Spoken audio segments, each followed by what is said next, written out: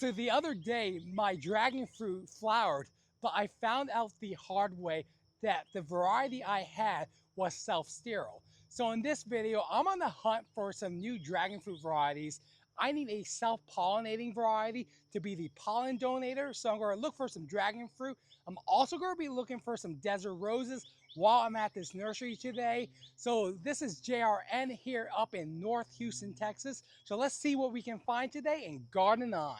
All right, so I'm on the hunt for a self-pollinating dragon fruit variety. This is a red mystic dragon fruit. This variety is self-pollinating, and I see something really cool over here. This one's already flowering, which is good because I have a couple more buds on my dragon fruit that are about to flower. So I'm going to need to use this flower right here as basically like the pollen donator. So I'm getting this one today. This is $45. So we just came out of the greenhouse. I'm happy that we found one of the dragon fruits in my price range that has a flower so I can use it as the pollen donator. But it was really hot in that greenhouse since it's like, you know, it's already late June, almost July. But out here they have some citrus trees. A lot of these trees already have fruit on it. So if you're in the Houston area, come check out JRN, get some citrus trees. Just be aware of the citrus quarantine zones. You don't want to take these out of quarantine. I think the desert roses are over here. Let's go check those out. All right, so we're in their desert rose section, but look at this one. This is a really nice one, got a thick codex. So when it comes to growing desert roses, what you want is a thick codex, and you want the codex to be above the soil line. So I did a video, one of my earlier videos on this channel was about how to grow desert roses. Since then, my opinion about the soil has changed. So a good soil for desert roses is like a bonsai soil. So I recommend using bonsai soil from the Bonsai Supply. They have a really porous soil that's going to help everything drain really well, which is what you want when growing desert roses.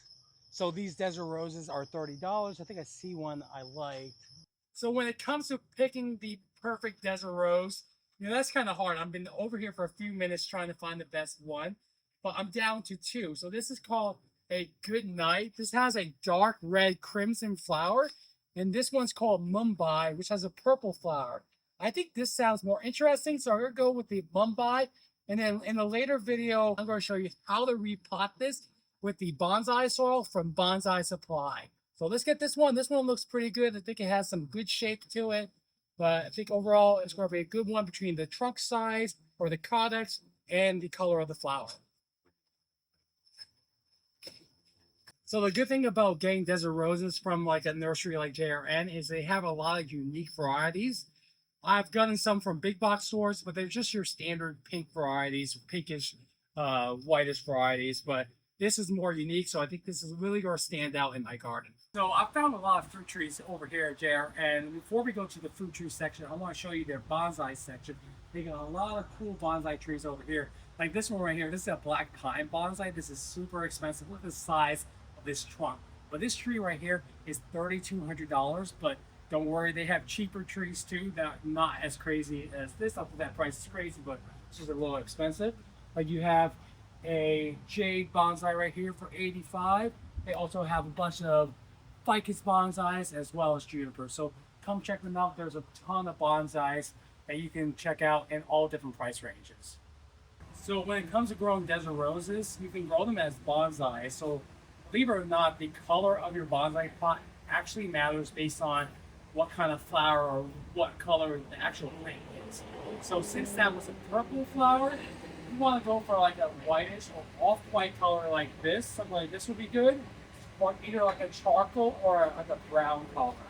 You can also go with like an olive green color too. But this in particular, I think it's a little too big for that particular plant, but you want for something like this color.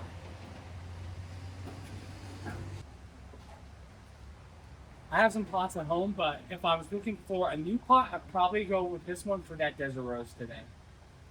All right, so I can't come to JRN without buying a new fruit tree. So when it comes to fruit trees, you need to know your chill hour. So this is a Snow Queen white nectarine. It needs 250 to 300 chill hours.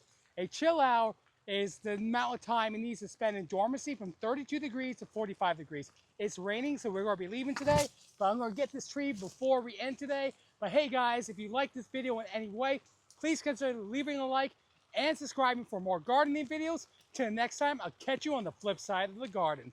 Thanks for watching. All right, cool, let's go.